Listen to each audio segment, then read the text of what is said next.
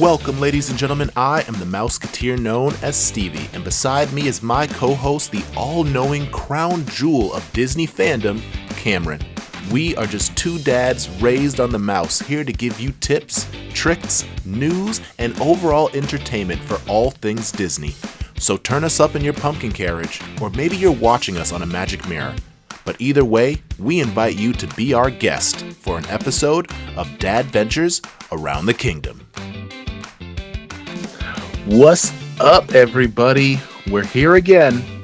And you know what? It's summertime, so we're just going to keep rolling out the specials. Another special episode of Dadventures Around the Kingdom.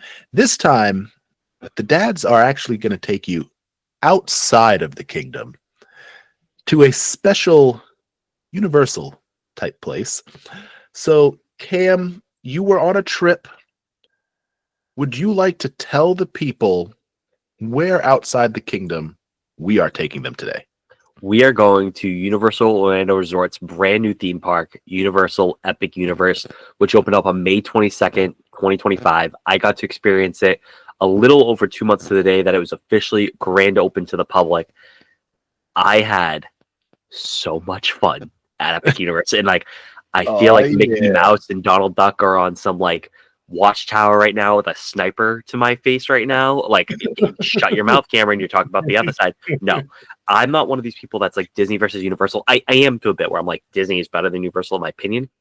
But I want Universal to be the best it can be because rising tides lifts all boats. So if Universal is putting out amazing theme parks like Epic Universe, Disney cannot fall behind. They have to match or exceed. That lets Universal competition between these theme parks, healthy competition is good for Orlando, for tourism, for theme park fans like myself. I don't like to say this. I'm gonna be cliche. It was an epic day. I had so much freaking fun at Epic Universe. I love this theme park. I cannot wait to talk about it because I had so much fun here. That's what I want to hear. I have looked at so many people that have gotten to go and see Epic Universe. So to actually be able to have a friend that has gone there, had boots on the ground, I'm super excited for this episode to kind of know what it was like. Yeah. I mean, let's get into it, right? So yeah. So Cam, give us your day. Give us what your day was, I guess, when you went. So I was gonna say I'm embarrassed, but I'm not. A lot of research went into this trip. I watched hours of videos of vloggers going from when they were doing team member previews at Epic Universe, like how they went about their day, to after the grand opening videos, to podcast. I did so much research to know how can I attack this? Like an army general, how can I do this park and get as much out of my day as possible? So a lot of time went into this. So my day started. So Epic Universe opens up at 10 a.m. for non-resort guests, which is what I was. I was staying at Animal Kingdom Lodge at Walt Disney World. However, everywhere that I saw online says Universal Resorts guests can get in at 9 o'clock. Well, everyone else who's not a resort guest can also get into Epic Universe at 9. You just can't do anything until 10. So you can't get onto any of the rides. All the portals, you have to do a check to make sure you're a resort guest. And Disney does the same thing too, basically. So I was able to be in Epic Universe at 9 a.m. I just couldn't ride anything till 10. So that was my first thing that I did was I got in there right at 9 o'clock and I just walked around Celestial Park, which is the first world. So I'm going to refer to these as worlds, not lands like Adventureland, Fantasyland. They're worlds at Epic Universe is what they're referred to. So I'm going to use their terminology for it. So there's 5 worlds. The hub, if you want to call it that, kind of like Main Street and the castle at Disney World. I'm going to try to connect this with Disney World because I'm sure a lot of more Disney people are listening to this. Is Celestial Park. Has 2 rides. It has Stardust Racers, which is a roller coaster, and has the Constellation Carousel, has a bunch of food options. And then from there, the other worlds break off into portals. So there's Super Nintendo World, Dark Universe, which is the Universal monsters like Frankenstein, Dracula. There's Harry Potter Ministry of Magic, which is the Harry Potter land. And then Isle of Berk, which is the How to Train Your Dragon world. Excuse me, not land. I'm trying to get used to that. For resort guests, the day I was there, technically you were supposed to be able to ride Stardust Racers. However, that ride was shut down because of some maintenance issues, and I'll talk about that in a little bit for that morning preview from 9 to 10. Super Nintendo World was open, and Dark Universe was open.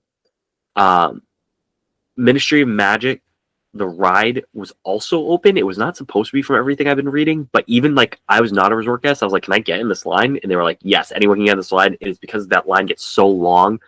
They just kind of let's start instead of people waiting outside and having this line go out of the portal, just let's get them through right now, even though we're not technically open. Let's do that. Yeah. Okay. Did I do? So I couldn't do the Nintendo World. I couldn't do the Darkmoor, because before you could even get into the portal, they check to make sure you're a resort guest. Even if I did, I would not do that. One thing I learned from this trip is I think staying at a resort is really important because it can help get you access early into the park. Because they didn't open up the entire park, they were only opening up certain lands. I personally would not stay at a Universal Resort for the benefit of getting into the Epic Universe specifically early, if that is your only reason. Because I almost did that. I almost left Animal Kingdom Lodge, like when I was first playing this trip back a couple months ago. I was going to like stay at a Universal Resort to get the hour early. I would not recommend that, because the hour early, all it would have meant was I would be either going to wait 2 hours in line for Harry Potter, which kind of negates the whole point of an hour. And both rides that were open in Super Nintendo World, which is the Donkey Kart Minecart Madness, that was already at 75-minute wait.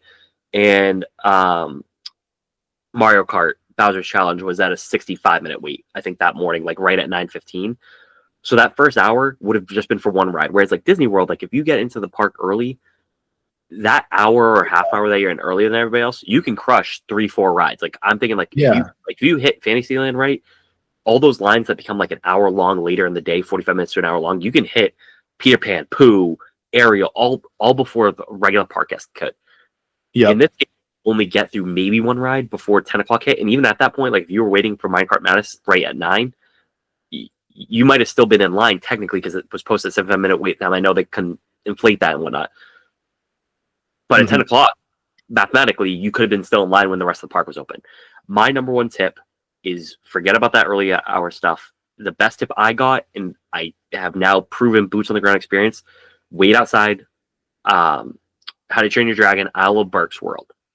As soon as those ropes come down at 10, you go right in there. There's 3 rides. There's one show. There's Hiccup Swing Glider, which is a family roller coaster. There's Fire Drill, which is a water boat shooting ride. And it's a flat ride of called Dragon Racers Rally. I did all 3 of those rides, and there's only 11 rides at Epic Universe between 10 and 10:43. I did all 3 rides in Isle of Berk. I did not do the show. We'll talk about that a little bit, but I was able to get 3 rides done in the first 40 something minutes that the park was open. That's because I just hung outside Isle of Berk, did that. That is my number one tip. I do not think the extra hour would have been worth it for me, and I'm saying that to be able to crush all the rides at Epic Universe. But that's how I started my day, was just waiting outside Isle of Berk, basically. From there, I was able to. I basically, I'm not going to go through beat by beat my whole day, because I know you have some questions for me, but I was really lucky. I got to do every single ride at Epic Universe. My first ride I could start going on was 10 a.m. because again, that's when it was open for non-resort guests. Epic Universe is listed when I went as a closing of 9 o'clock at night. However, it's been widely known that that's not true. They actually close at 10. They just don't publicly announce that it's 10. So from 10 a.m. to 10 p.m., I was able to do all 11 rides at Epic Universe, including 2 re-rides on 2 rides, and I'll get into that a little bit. And I did one of the 2 shows. So out of the 13 shows and rides I could do, I did 12 out of 13. I would consider that a huge success, especially because my goal was to do the rides. I did all 11 rides, which is awesome. Here's some general thoughts. I think it is the most beautiful theme park in the entire world. It's the parts I love about Galaxy's Edge Bot 2 in Disney World, where you're immersed in the world of Star Wars. You are, but you're not, right? They made all these promises, like you were going to get to meet like creatures and aliens, and there was going to be people like full of makeup making the land feel more alive. Yeah. You didn't really promise that. The theming, the land part itself, like the physical aspects of like the building stuff, absolutely, you feel like you're in Star Wars. Epic Universe does that, where it has the feeling that you're in these worlds and in these movies, but then they have things like dragons literally walking beside you at Isle of Berk. They have the Invisible Man walking right by you, being creepy and weird at Dark Universe. They have Aurors, which is the magical police from Harry Potter, like coming and investigating you in the France version of the Wizarding World. those worlds felt so alive and magical. It is the most beautiful, thematically greatest theme park ever. Now, is it the best theme park ever? Absolutely not. This theme park needs, I would say, 2 more worlds. It has 5 right now, if you want to include Cecil Park, which they do. I think it needs 2 more worlds. It needs at least 5 more attractions, and I think it needs at least 2 more like e-ticket attractions, like big, like unbelievable show shopping attractions. But I do think it needs some like lesser attractions, which it does have some lesser attractions, so they're just people eaters. Mhm. It's an amazing theme park, but it needs to be better. It will get better. It's literally 2 months old at the time of this recording. That being said, I would not. I know it's one of your questions. I would not bring my family with little children there right now. Like I would not bring my wife and my daughter. Yeah, that was.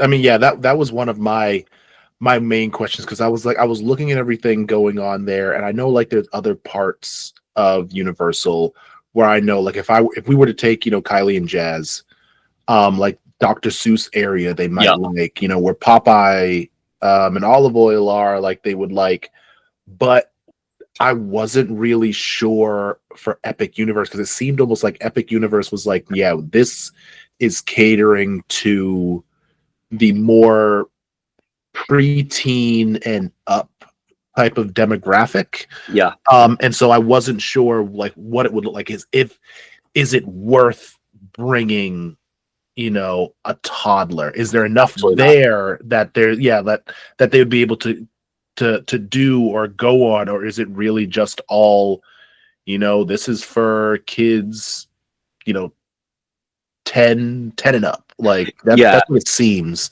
Yeah, and I know you prepped me on some of the questions you were asked, and one of them was like, what age range is best? I would absolutely not. The reason I wanted to go on this was because I knew I was going. This was part of my travel agency trip. I knew I was going without my wife, without my daughter. My wife would not do good at this park at all because she's not a big ride person. As far as like, she likes rides, but like she gets motion sickness. She doesn't like heights. She would barely do anything in this park. And as far as little kids go, there are only 2 rides out of the 11 that they have that do not have an age height restriction. Excuse me. One of them is the Fire Drill boat ride in Island Park. The other one is Constellation Carousel. So we're talking about a world like Super Nintendo that little kids love, right? Especially like I remember that being my first video game system. There's an age limit or an age point in my life where if I was super into the Super Nintendo back in the day, I couldn't get on a single ride there because of the height requirements. That's crazy to me, right? Like that. Yeah. I mean, it's nostalgia too. Like I'm 30, I freaking love Nintendo. Still to this day, I will play every Mario game that comes out. But like a little kid who loves Mario, they can't even ride a single ride there. Like that's crazy to me. So the only thing kids could do is the Constellation Carousel, the Fire Drill. There's a little playground area in Island Park, and then there's 2 shows. That is their day. You're paying $200-something for a kid to basically do nothing at that theme park. And that was one thing that I heard another podcaster had kind of shared, but it seemed almost like Epic Universe is more of a, I don't want to say a cash grab, but it's more of a like nostalgia hub. So because I feel like How to Train Your Dragon, they all are. Yeah, I mean, I guess. True. It just seemed like How to Train Your Dragon was more of our generation than the younger generation.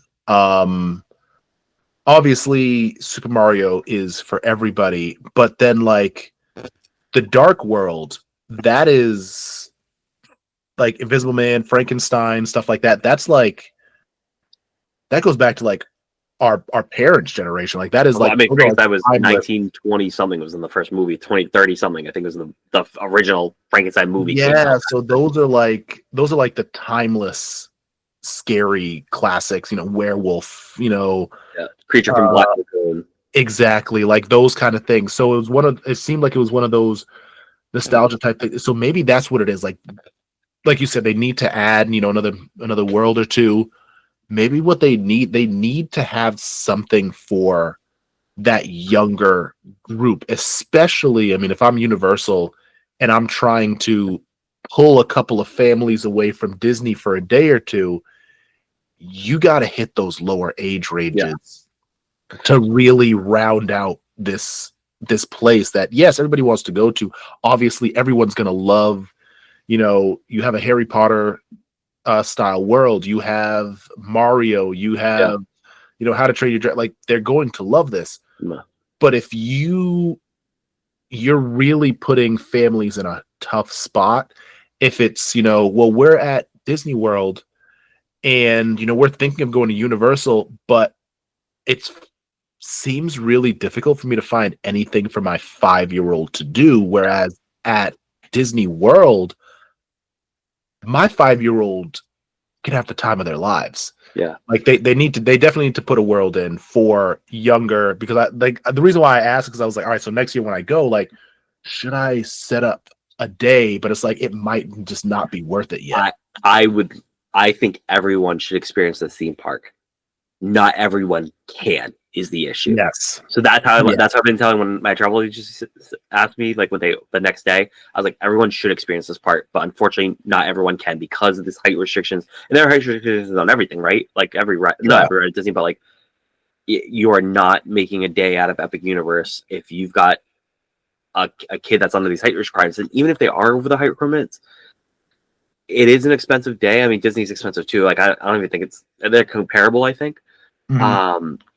But like, if I'm only going there for one day, like, I need to make sure my kid is old enough where, like, hey, like at Disney, you have the luxury of like taking a bus back to your resort if you need a break. Like, this is like, no, we got to take like a $40 lift potentially, like, back to the hotel. Like, I need my kid to be old enough to be able to go open to close to try to experience everything we can, and they got to be like not afraid of everything too. Like, I think Dark Universe, pretty, like, I'm not afraid of it, but like, if I was 10, I'd be petrified on Monsters Unchained, one of the best rides ever created. And I'll talk about that in a little bit.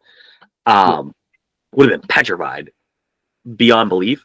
So you need a kid probably that's like a little brave to do it. So if you were asking me, Stevie, should we go next year? I was like, no, just stick with Disney. Don't even worry about it, because it'll be cheaper for you to go to Disney to add an extra day for a Disney park than to say take less park tickets and then spend $200 on Epic Universe. Jazz would do nothing, and you guys would be miserable because we do baby swaps the whole time. That being said, I am itching to go back. If me and you were going next week, Stevie, I'd be like, we are not touching Disney World. We are going to 2 days to Epic Universe. It is an unbelievable park. It just needs a lot of work. But I'm not saying that as a fault. It's a park that's 2 months old. If they still have this issue in 5-10 years from the line, then I'm like, forget it. I can put those issues behind me knowing this park is a baby, right?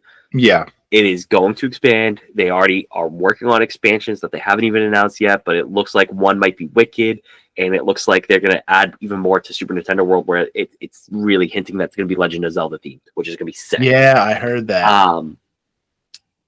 They're working on it. So I'm not going to put that against a park that is 2 months old. I just will not do it. For me, as a theme park fan, to say I got to go to a brand new theme park 2 months into its existence is so cool. I got this really cool shirt that has depictions of all 5 worlds on it, and I'm so excited for that to be outdated in a couple years when they have a 5th, maybe even a 6th world that's not represented on the shirt, because I can be like, I was there, not for day 1, but I was there for year 1. I was there before this stuff got added, and like, that's just so cool to be like, I'm so jealous of people that were able to go.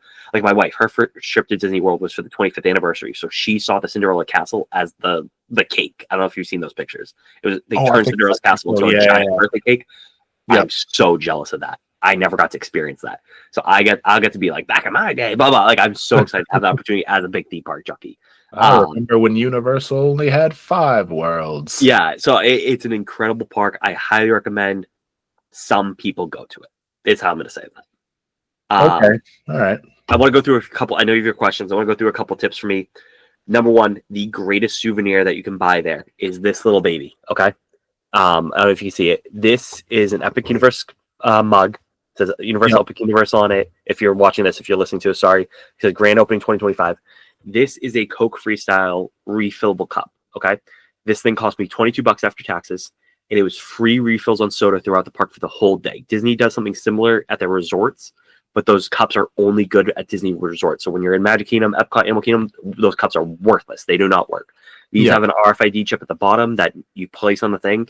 You get free refills on sodas the entire day. Now, this was clutch because, again, I didn't have the luxury of going back to a hotel room if I needed to restock on waters or anything like that.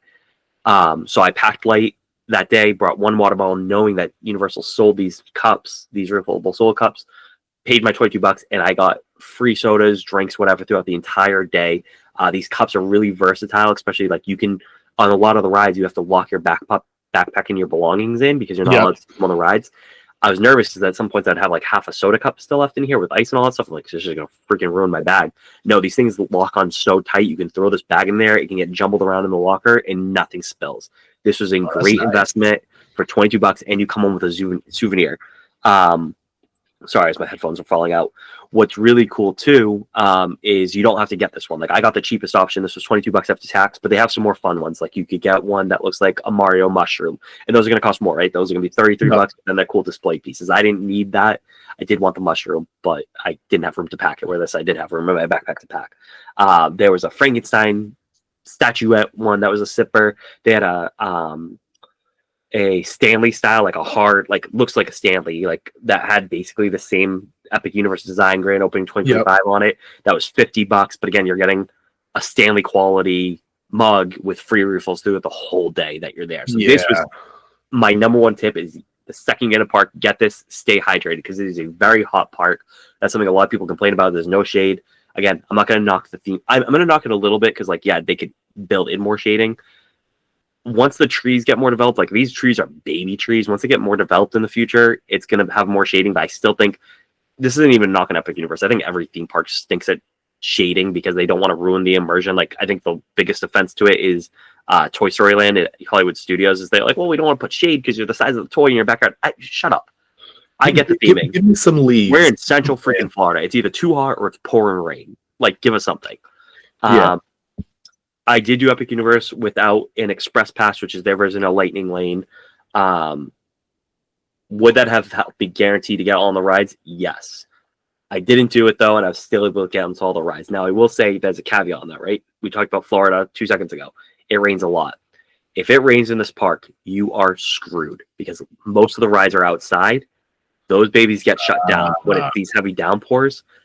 If it rained even for 20 minutes, I would not have been able to get on every ride like I wanted to. And like I said, there's 11 rides. It took me 12 hours to do all 11 rides. I did not experience much of the food. Like I was just getting little snacks here and there throughout the day because I was going hard on rides kind of thing. So there are some faults. That's why it needs to expand to get more rides so they can eat more people up. So it helps with those wait times across the line. It is not a perfect park. It's not a perfect theme park, but like I said, it is the most beautiful theme park in the entire world that I've ever been to, and is the best themed theme park in the entire world that I've been to. Not that I'm this big international traveler kind of thing, but as far as what I've seen, it is freaking gorgeous. But as a theme park itself, to put this above like my favorite parks like Epcot, Hollywood Studios, Magic Kingdom, it's not. It might be better than Epcot actually. Yeah, it might be. Maybe not Epcot. It's better than Hollywood Studios. I'll say that. And Hollywood Studios is my favorite park. I don't think it's the best Disney park, but it's my favorite Disney park. Epic Universe is better than Hollywood Studios. Well, let's wait till Monsters Inc. Land gets there, and then we'll see how you feel. But like I said, everyone should experience this park. Everyone that can should experience this park. But again, I understand this is not a park for everyone right now at the current state. But I know I've been talking my ear off. I just love this theme park so much. I haven't stopped thinking about it for 1 second since I got home, and it's going to take a long time before somebody can shut me up about Epic Universe. Like, Stevie, we need to find a boys' weekend to go with, like, you, Colin, Mikey. Like, let's just go. Mikey's not even a big theme park person. That's my best friend from home. He hated when he went to Disney with me. I know he would love Epic Universe if we did one day, and I just ran him to the ground that one day. I think me and Mikey and I can have a couple of drinks. I know that's up Mikey's alley. So let's do some of your questions because I know we're trying to keep this let's jump into questions. So along with you were able to get on so many rides. Yeah. What would you say were your top 3 rides? Yes. Epic. So a lot of people are not going to like this answer for my number 1 because I think the ride I'm gonna say. So are we saying my favorite rides or best? I'm Give gonna me say my your three favorites. favorite. Great. I think the best ride is my number 2, but my favorite ride, and I'll explain it a little bit, is Harry Potter Battle of the Ministry. I love that ride. It's very 50-50, I feel like, on the internet streets right now, is people either loved it like I did, or they were like, that was just not anything to what it was hyped with. Yeah. I was so immersed in that story the entire time. Essentially, you're sitting on you're at the Ministry of Magic for Dolores Umbridge trial after the events of Book 7. I almost said Order of the Phoenix, but Deathly Hallows. Umbridge has been captured. She escapes in the Ministry when her trial's about to begin, and you're going on a chase through the Ministry in this magical elevator. And the way this elevator moves and shakes and goes, it's not really like an elevator like Tower of Terror. It's just that's what it is, like theme-wise. So it is an elevator.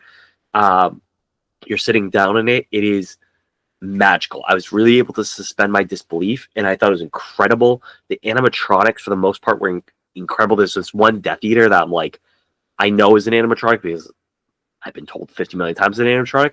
I think somebody's lying to me because I do think there's an actor. Like, that's how lifelike this freaking Death Eater was. Wow. It was so incredible. I was just fully engrossed with it.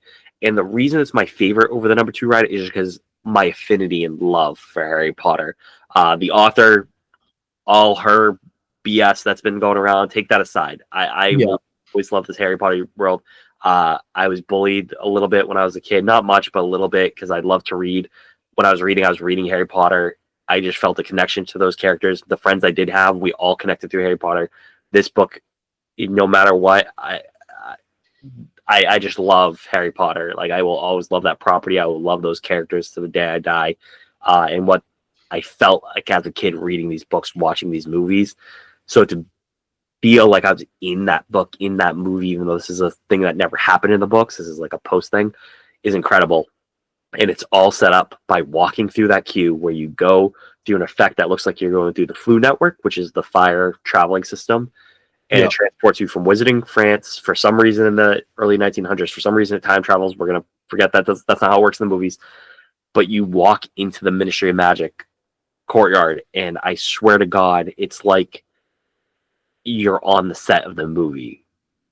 But better, because I think the set of the movie used green screen at some points. It is magical. I just took 50 million selfies of me. You have the beautiful statues of like the centaur and the witch, and the house elf in the middle. You have an unbelievable animatronic whose name I'm blanking on right now, but it's Dolores Umbridge's house elf. It looks like a freaking real house elf is talking to you as she's giving like some things while you're going through Dolores Umbridge office at the Ministry. It is incredible, that ride. I love it. It is my favorite. Awesome. The best ride and my number 2 favorite is in Dark Universe. It's Monsters Unchained. This uses a Kuka ride system, which for people that don't know what it is, basically you're sitting on this bench with 3 other people, so it's 4 people total. And it's a bench that has like a back to it and a little covering kind of. And there's basically an arm attached to the back of the bench that can like move you sideways, tilt you up, tilt you down, all this crazy movements to really get the full experience. If you've ever been to Islands of Adventure, it's the same ride system they use on Forbidden Journey, where it feels like you're flying through Harry Potter. Okay. Yep. That ride on steroids, because that ride uses a bunch of screens. This ride, it's the best ride it might be better than Rise of the Resistance, ride-wise. It is still not my favorite, though. I would still go Rise of the Resistance, Battle of the Ministry, Cosmic Rewind, Monsters Unchained, as far as my 3 favorite rides. Yep. Cosmic Rewind number 2, actually. For 3 favorite rides in all of theme parks. But this might be the best, because it's not just the crazy movements that it can do. There's not that many screens. There are some, but the animatronics in this is incredible. Freaking Disney can't get the Donald Snowman to just move its arm on Expedition Everest. Yep. This ride, at one point, you're sitting back, like your back parallel to the ground, because it just tilts you back. And there's this giant mummy trying to claw you. It felt like the size of the animatronic of the Yeti in Expedition Everest. Yep. But its face is moving. Everything. It looks like a mummy screeching down at you. There's this one point where you're you're sitting back kind of thing, you're looking at something, and all of a sudden, out of nowhere, this thing just lurches you forward, and you're face to face with the creature from the Black Lagoon. It is incredible. The animatronics in this is top notch. There's one of the Phantom of the Opera, and I'm not a big horror guy. Like, I don't even know many of these like monsters. Yeah. I just know them by name. I've never seen any of these monsters, like old 1900 monsters movie in my life. Yeah. Which is why it's not my favorite, because I don't have that affinity to it. But my God, is the best ride at Epic Universe, maybe the best ride in the entire freaking world. It is unbelievable. Like I said, I'm not a big monster guy. I had no connection to this, but the storytelling from beginning to end is impeccable. I should say, so like I think I said in the earliest episode, I rode all 11 rides, including 2 re-rides. I did Monsters Unchained twice, and I did Battle of the Ministry twice. I got lucky with Battle of the Ministry because one little scene broke down at the very end. I don't want to spoil what it is, but it's a transformation scene that with Umbridge, I guess that's kind of spoiling it. Whatever, you're listening to podcasts, spoils it. And the effect didn't work. And the guy, I was like, wow, that was still a great ride. I know that effect didn't work, but wow, that was an amazing ride. Well, the guy behind me, he goes, that's really stinks. We didn't get to see that because the ride broke down. And the lady's like, well, if anybody in this group wants to go do the ride again, I can get you through it. I had already waited an hour plus for that ride. So I was like, you're letting me just walk right back on to maybe my favorite ride in this park right now? Yeah, I'll do a re-ride with no wait. It was me, this guy, and his 3 kids. Everybody else, there's 14 people in this elevator, I think. Like, now we're all set. I'm like, you idiots, just waited an hour. Like, they're giving you a free get on this ride again. Like, people wait 2-3 hours for this ride, and you don't want to ride it again for a 1 minute wait just to walk behind scenes into the next cabin. Like, that's crazy. Back. So I got lucky. So I got lucky in that sense. I got to ride it twice, but only waited in line once. And because I got to do it twice, that's why I'm able to say Battle of the Ministry is my favorite. Monsters Unchained is my second favorite. But I think they're reversed as far as best rides at the park. Now, my third favorite ride, the greatest roller coaster I've ever been on. And that includes Cosmic Rewind is great because of the theming. But actually just a thrill straight up through a roller coaster, Stardust Racers in Celestial Park is unbelievable. Now, I'm saying this is my third favorite ride, and I got gypped a little bit because the big thing with Stardust Racers, it's a dual launch coaster where you're doing another coaster. There's supposed to be a section where like your train might be going straight ahead, and over above you is another train car flipping above you with passengers in it. And then vice versa. And that points are going up and down, side by side, looping in between these train cars. Now, I got gypped on it because I said earlier in this episode, the ride was supposed to be open for resort guests. It was not. And that's because there's 2 tracks, the yellow track and the green track. Both are intense, but the green one is more intense. And that's one people say you should do. The green car was down for most of the day. So in the beginning, they didn't even open up the ride because they were trying to get the dual launch system work. At that one point, they're like, screw it, just send the yellow one out. So that's what was going for most of the day. At one point, I got in line because the green was working, and both cars were working, and the line was moving great. And then it got to a point where one of the green cars couldn't go. So then they would just send it out without people to duel against the yellow one. So the yellow would have people, the green wouldn't. And then so that meant all the people that were in the yellow line, they got to keep going kind of thing because there's 2 cars going at a time. One car's going, the other car is loading. And then when the other car comes back, that's when the other one launches. So when that one that had no people on it, the green one didn't go. Well, probably half an hour waiting for this green line. I'm seeing the people that I got into the line with originally. I could see them getting off the ride after riding yellow, and I still got like way back here green because again yellow was just keep going. They ended up shutting the whole green line down, so we all had to go into yellow. So I got gypped where I didn't get to duel with the other coaster, but even with that, I don't think I would have cared because this ride was so intense. I was just trying to make sure my necklace, my necklace was like flying up to my chin and my mouth. I'm like trying to pull it back down. I'm trying to make sure my glasses don't fly off. It is the coolest roller coaster ever. Well, not coolest because like I still think like Guardians of the Galaxy because like the theming and stuff like that. But as far as like inversion stuff like that, this was magical. The launch is so cool because like at Rock and Roller Coaster for the launch, you get in the car, you take that left turn, and you're at the launch. You're stopped, and they go 3, 2, and then they launch. Right? Yeah. This you get in your car, you strapped in. They give the green light. All right, go on, have a good ride, everybody. You take a turn, and then you go into this tunnel, and where I thought they were going to stop the car to then do the launch. No, you're just going, and it launches. And it's like, oh, that was intense. And then all of a sudden... wait. So it goes from like slow or like just a steady pace, and then it just like steps on the gas. Yes. Yes. It doesn't stop to set to do the launch. It's just you're going, and you launch. But then, CB, while that you're launching in that tunnel, the speed picks up. So it's like you stepped on the gas at half pedal, but that half pedal is like going to the floor in a regular car.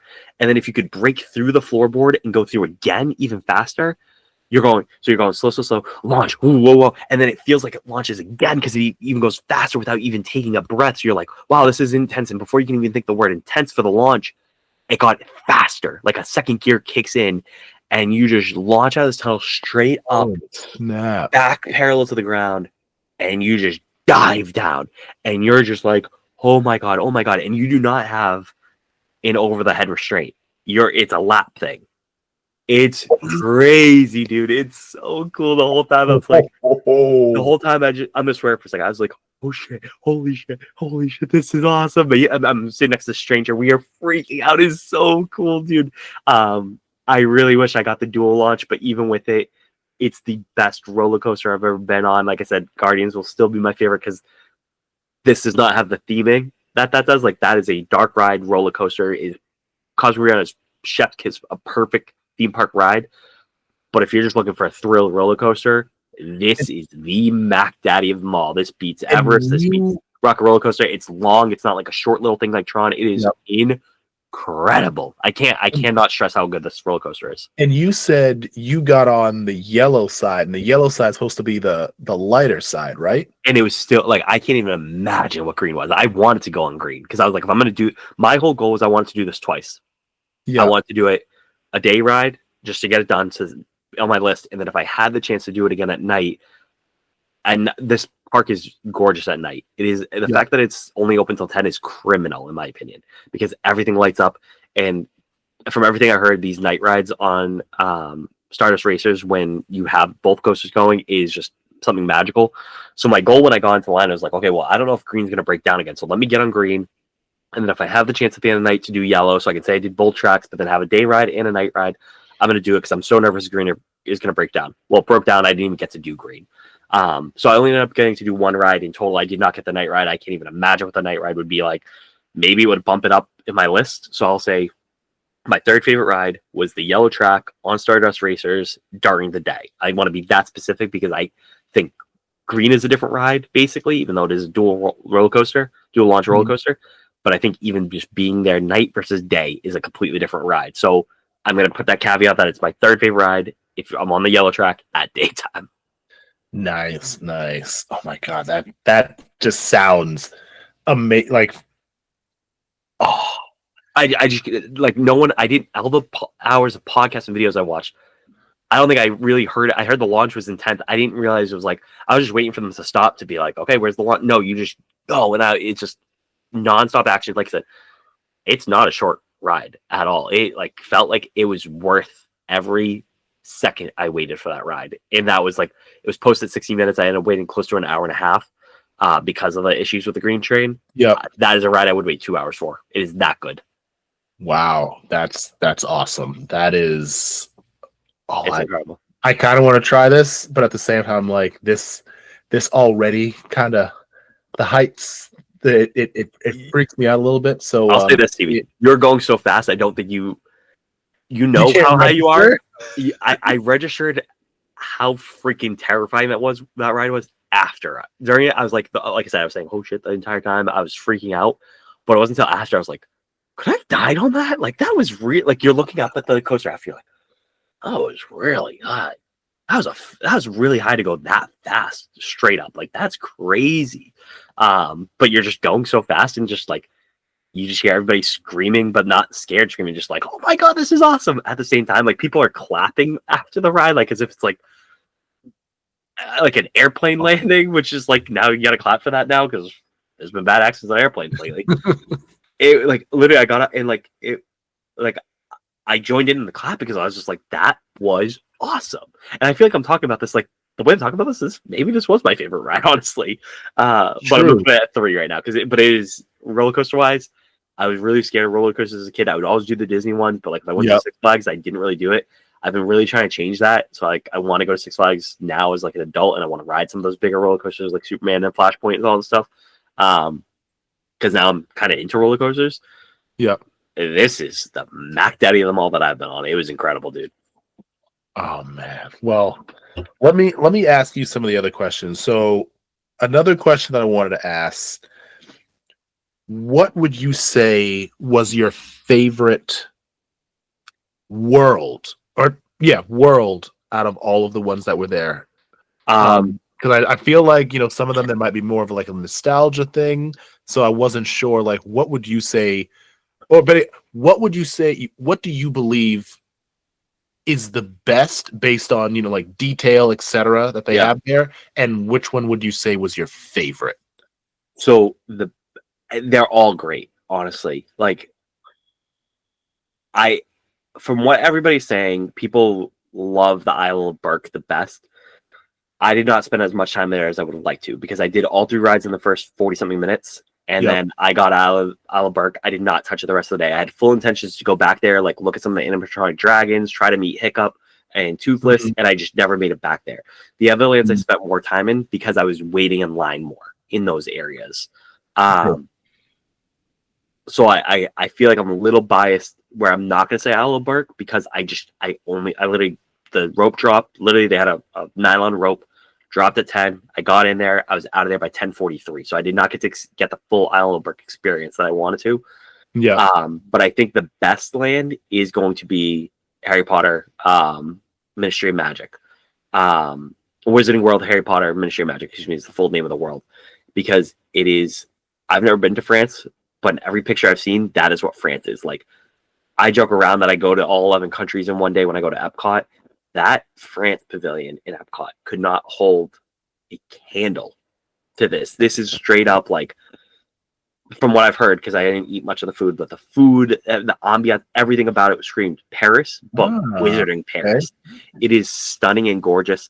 But honestly, like everything has, my favorite one was probably Super Nintendo World. That is probably nostalgic. Um, but it is straight up. You leave Princess Peach's castle. Princess Peach's castle, which I've been through multiple times as a little Italian plumber in a video game back under the Super Nintendo 64. Yeah. Be able to walk out there, see Mount Beanpole, see Bowser's Castle, and then you go through another portal to go to Donkey Kong Country, and you see the minecart that like Tropical Freeze was one of my favorite games when I had the Wii U back in the day, or the Wii, I think it was on. Um, just incredible. That was my favorite one again because nostalgically, I have the Super Nintendo World shirt right now for people that are watching. Um, but they're all just great. Darkmoor was really cool. During the day, I was like, "Oh, this is okay." I went at night to Darkmoor, which is where Dark Universe, the land of Darkmoor, which is in the world of Dark Universe. So it's like Yeah. as if you're going to Galaxy's Edge is the land at Hollywood Studios, but the planet you're on is Batu. The town you're in, the village you're in, is the village of Darkmoor, but it's in Dark Universe. That at night is a whole different level. Like I said, during the day it was like whatever, but at night they have this fog rolling in. There's these monster noises coming in. You're like feel like you're in like a little like European village where monsters live. It was really cool. I said Isle of Burke, I didn't really get to experience. I think I talked about everything else. Celestial Park is just stunning at night. Is Yeah. all the places are stunning at night with the lights. Celestial Park is that much even better just because they have these beautiful water fountain shows. You have a freaking hotel in the theme park, which is the Helios Grand Hotel. It looks beautiful. They're all is the best themed theme park in the world. Like it's tough for me to pick one over the other. I mean, it just sounds like Universal really put their best foot forward and they came to play. This is everything Hollywood Studios wants it to be right now. Like, and they're just not. Like, where you have like they have the Cars land, or sorry, the Toy Story land. They're getting the Monsters land. They have Galaxy's Edge. Like, Hollywood Studios wants to be Epic Universe so bad, and they're just not. And this is just incredible. Everything that you might like from going to Toy Story Land or Galaxy's Edge, it's that on steroids. Like when you're in these portals, and what's cool about it, like it kind of stinks. If you want to go from one portal to another, you have to leave the portal, go back to the hub of Celestial Park, and then walk across the other one. Whereas, like, at least at Hollywood Studios, what's convenient about it is, like, if I want to go to Galaxy's Edge, I can either go through where Muppet Courtyard used to be, or if I'm in Toy Story Land, there is a back cut that I can cut in from Toy Story Land to Star Wars. They're like, no, we're not screwing up the theming of this. You have to, there's a portal you enter. It's a beautiful portal. You see it on our Instagram and stuff like that. The portals have these cool lighting effects because the whole point of this like Epic Universe is that you step into Celestial Park, which is a land that has these portals to different worlds and universes. So they have physical representations of a portal that you walk through, and to get out, you walk out through that portal or like a little side exit, but you can't just hop from like Isle of Burke over to the Wizarding World through some secret pathway. You have to go story-wise back out into Celestial Park where the hub of the portals live, and then you go out to the next portal. So while that can be a pain in the ass, sorry, pain in the butt, sorry, my bad, CV, for editing that. No, it's fine. It's, as a theme park junkie, I love it because that is storytelling. Yes, it's a pain that because like Isle of Burke and Harry Potter, they're right there. There's technically could be a path you could just pop right over, so you don't have to go all the way back. But I'm not a baby. I can walk, baby. I like that theming where it's like, no, get out of the portal to go into the next portal. There's no secret shortcut here. Do that. I guarantee you one day they're going to make these shortcuts because I think there's going to be enough guests complaining about it. I hope Universal does not succumb to that. Make it hard. Keep the story. It's great. It reminds me a little bit of I don't know if you ever played Super Mario Galaxy or Mario Galaxy. That is what Epic Universe is, buddy. That is that's I don't even know how I haven't thought about that. That's what it is. It is legitimately portals. Go back out to the main hub into the next portal. That perfect example. If anybody knows, I don't know. We have some people that have never played a Super Mario game ever, maybe, but yeah, Super Mario Galaxy. If you know that reference, that is Epic Universe. That's the storyline. They probably stole it right from it. I mean, I'm because it made me think, but I'm wondering if because of how they did the portals, because I wasn't sure if they kept, because I haven't looked at a map of like where Epic Universe is compared to Isle of Adventure, etc. So far away. Oh, it's far away. Okay, yeah, farther away. Because for those two theme parks, if you want to go from, if you have a park hopper pass, basically, or park to park pass, they call it Universal. If you want to go from Islands Adventure to Universal Studios Florida, or vice versa, you can either leave the main theme park, cut through City Walk, and walk right to the other park, or if you have that park to park, you can take the Hogwarts Express between both of those. This you cannot do. You have to take a full-on separate shuttle to get to this park because it's within the area, but it is farther away. Yeah, that's what I wasn't sure. I wasn't sure if like they kept the like the Hogwarts Express, so you're still in that same kind of universe, but you're going to another Hogwarts. But they just decided like, no, this is its own like the Ministry of Magic, all of that. It's its own, not just universe, or not just its own world, but it's its own almost like you said, like time frame. Kind of, because that's the one that's confusing. That's the only one that's confusing because when you enter into that portal, you're in early 1920s Paris, Wizarding Paris, because it was supposed to be after the Fantastic Beasts. So the only two attractions in that area, there's a show called Les Cirque Arcanu that looks like, I'm not gonna say the word. If you see the spelling of it, you know what I'm gonna say. And that is a basically 1920s circuit Fantastic Beasts Wizarding Circus show. Is perfect. It's fantastic. Then the ride, the Flu network, the way it's supposed to work in the books and the movies, like you can travel place to place by using the Flu powder network, whatever. For some reason, it transports you to post book 7, Deathly Hallows, Harry Potter, which is around the same time period as the other two Wizarding Worlds, the Diagon Alley and Hogsmeade. Not exactly, but around the same time period where Harry Potter exists. Yeah.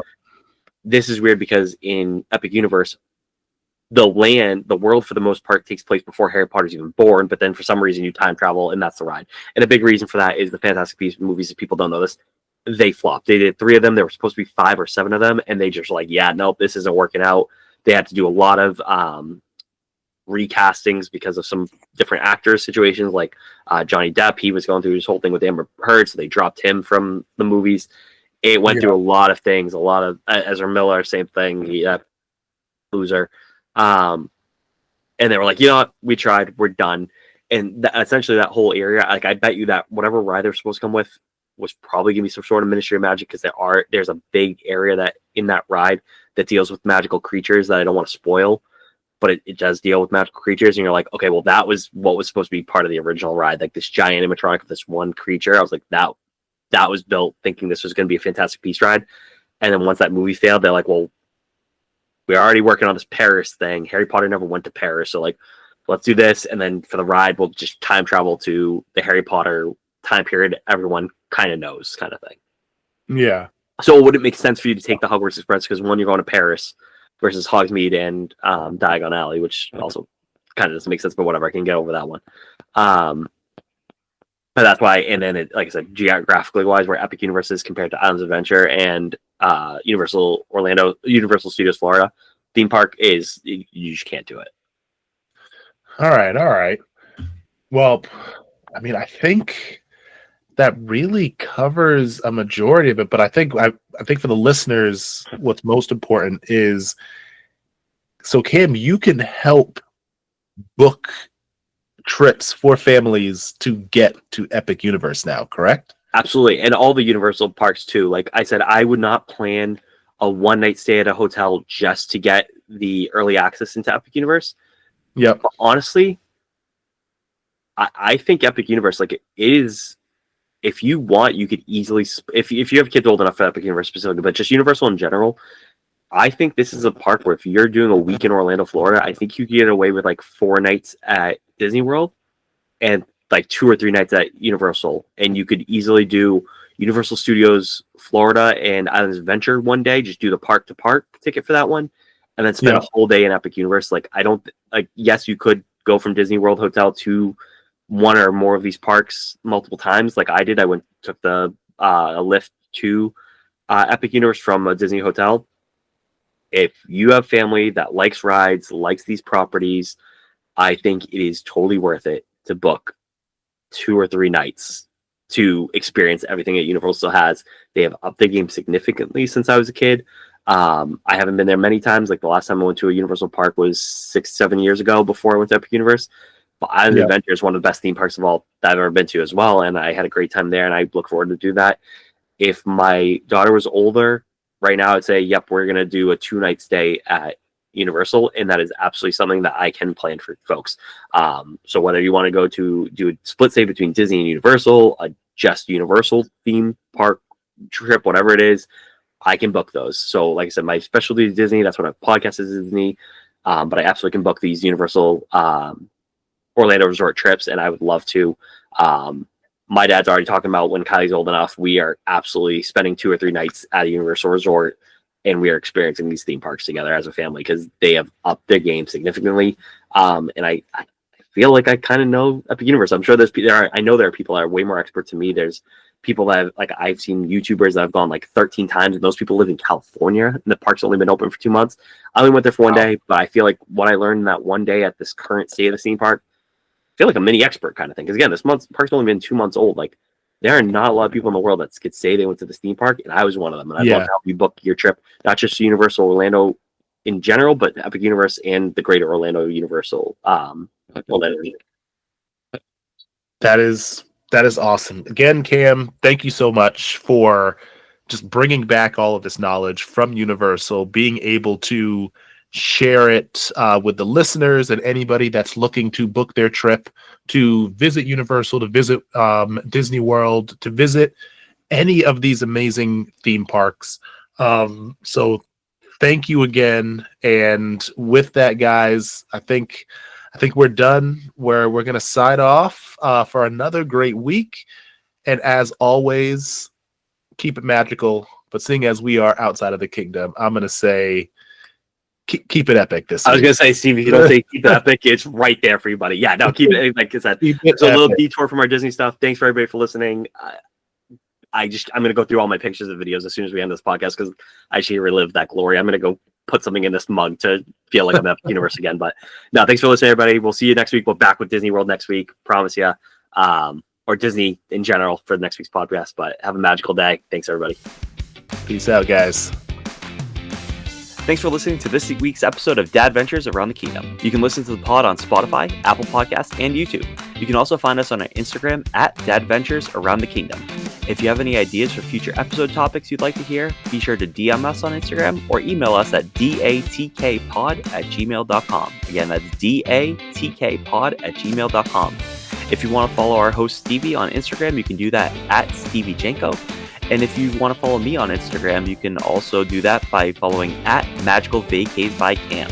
That's my travel agency page if you're interested in booking Walt Disney World or Disneyland vacation at no additional cost to you. Feel free to DM me on there so we can definitely talk and I can get you a free, no obligation quote. Again, thanks for listening to Dadventures Around the Kingdom. We'll see you next week. Bye-bye.